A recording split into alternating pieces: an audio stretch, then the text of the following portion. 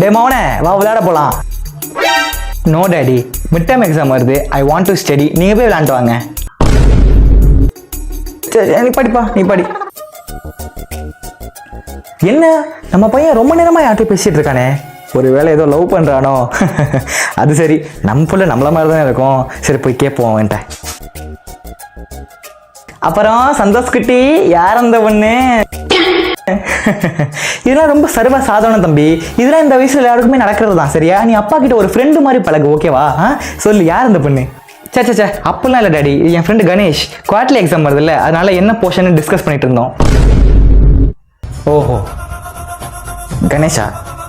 சரிப்பா, படி படி. டாடி, என் ஃப்ரெண்ட்ஸ் 4 பேர். ஏதாச்சும் பிரச்சனையா?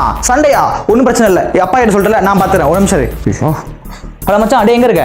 ஒன்றும் இல்லை, ஒரு சின்ன சீக்வன்ஸ் ஆயிடுச்சு. என்னோட பையனோட ஸ்கூலில் 4 பேர் அவனுக்கு சிக்கன் கொடுத்துட்டானுங்களா. நீ உடனே பசங்களாம் அடிச்சு நம்ம அட்டிக்குவா. ஒரு பெரிய சீன் இருக்குது இன்னைக்கு. தம்பி கவலையே படாத, நான் எல்லா பசங்களையும் கூப்பிட்டேன். இன்னைக்கு பெரிய சீன் இருக்குது. நான் அப்பா பார்த்துக்கிறேன், நீ ஒன்றும் பிரச்சனை இல்லை. ஐயோ அப்படிலாம் இல்லை டாடி.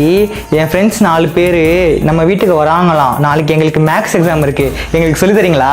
ஒத்த நொடியில தான் எனக்கு சித்தம் கலங்கிருச்சே.